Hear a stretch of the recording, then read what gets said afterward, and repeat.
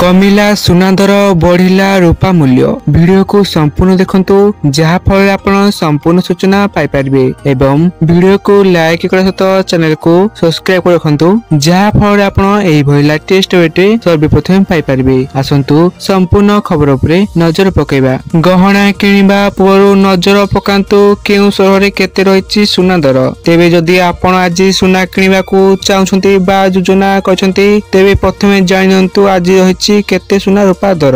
आज भारतीय बजार रे 24 कैरेट सुना मूल्य 10 ग्राम पिछा 1,39,930 टंका रे कारोबार आरंभ करछि। सेही परि 22 कैरेट सुना मूल्य 10 ग्राम पिछा 1,19,100 टंका रे बिक्री हेउछि। सेही परि ओडिसा रो राजधानी भुवनेश्वर रे 24 कैरेट सुना मूल्य 10 ग्राम पिछा 1,29,360 टंका रहिथिया बेले 22 कैरेट सुनार मूल्य 10 ग्राम पिछा 1,19,100 टंका रे कारोबार आरंभ करिछि। अन्यपटे रूपा मूल्य किलो पिछा 1,96,000 टंका रे कारोबार आरंभ करिछि। एहा थिला संपूर्ण सूचना। आपण माने वीडियो को संपूर्ण देखथारु आपण मानकु धन्यवाद।